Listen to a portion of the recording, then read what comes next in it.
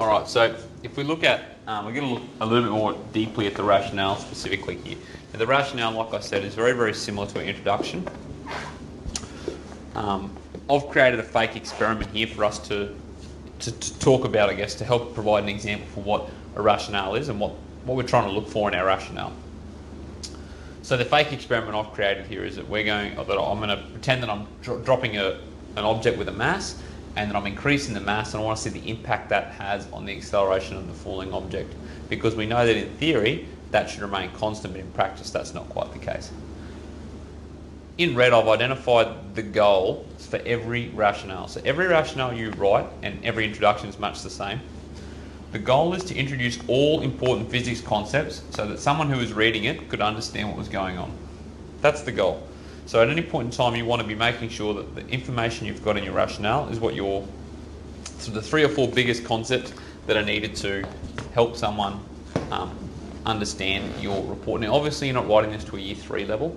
You're writing it to a person who probably just aim for a year 10 physics student. It's a good idea. Someone of your level, if you were giving this to one of your friends who was studying the same topic but wasn't quite as in depth with it as you, that's probably a good level to aim your rationale at.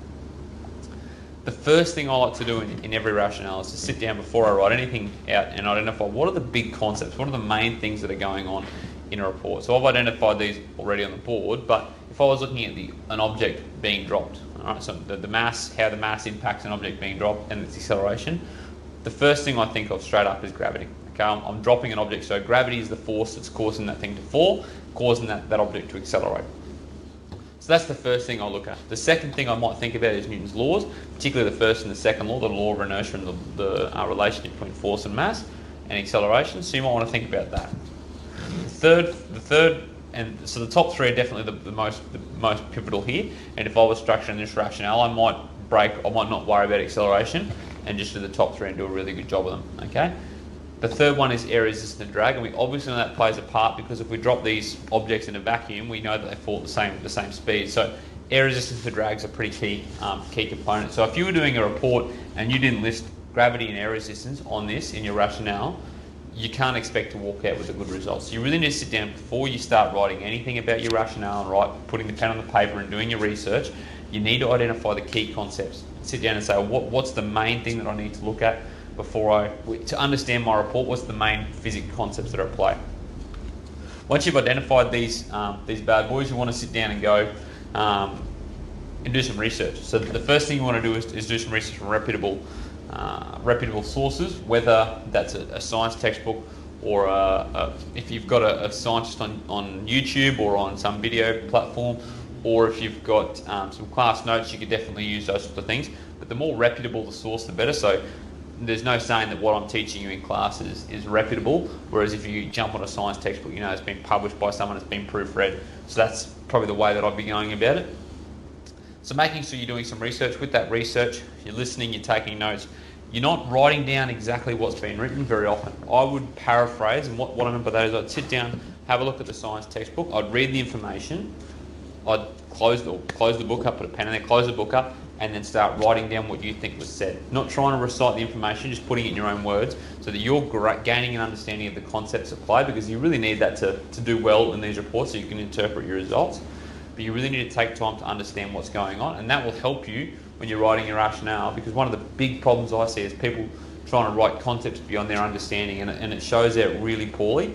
I don't want you to write at a university level. I don't want you to write at a year 10 level. So you're showing your understanding of what's going on.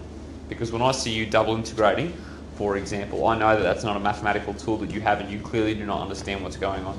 So make sure you're paraphrasing, writing down what you think you are taking out of that, and then you can start, once you've got half a page on each of these topics, then you can start writing your rationale.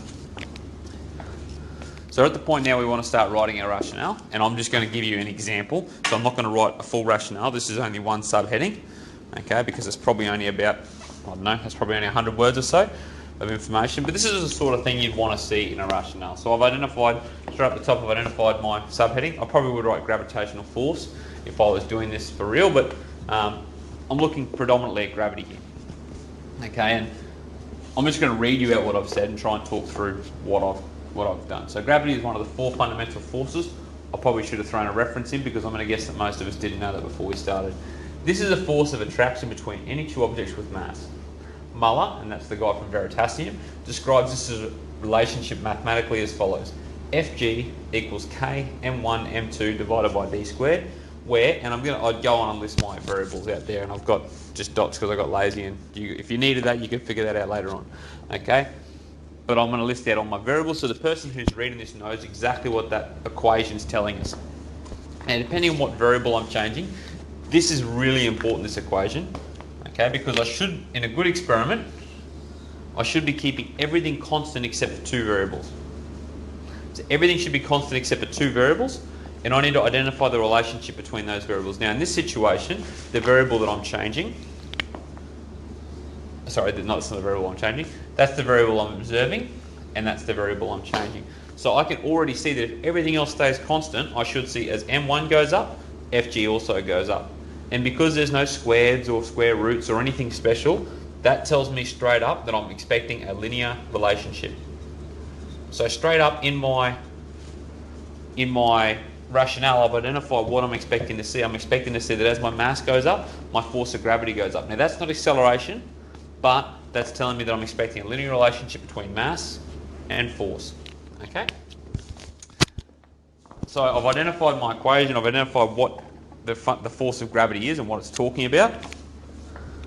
And then I go on to say this relationship shows that as mass is increased, so too is gravitational force. As mass 2, the Earth, and the distance between the Earth and the mass remain constant, a positive linear relationship could be expected between gravitational force and an object's mass. That's the sort of thing you'd expect to see in a well-written rationale. Now, I'm missing some sources, okay? I probably need to go into a little bit more depth on some things, but you'll notice that the wording that I've used is pretty easy to understand. I don't want you to go into really, you don't need to use fancy language or try and sound more intelligent than you are. The language I want is your language. I want to see that you understand what's going on. And I see that when I see this, a positive linear relationship could be expected. That shows me that you understand what's going on. Not big fancy science words. They're for parties where you want to impress people, not for science reports, okay? We're going to put in a clear understanding of what's going on in our own language. Make sure we research our topics beforehand. Make sure that we are always thinking back to the goal. This is about making sure that people can understand our report and that all the physics concepts that I need are in there, and that this should help us identify what we're expecting to see in our results and therefore our discussion. I hope this helps. Let's go.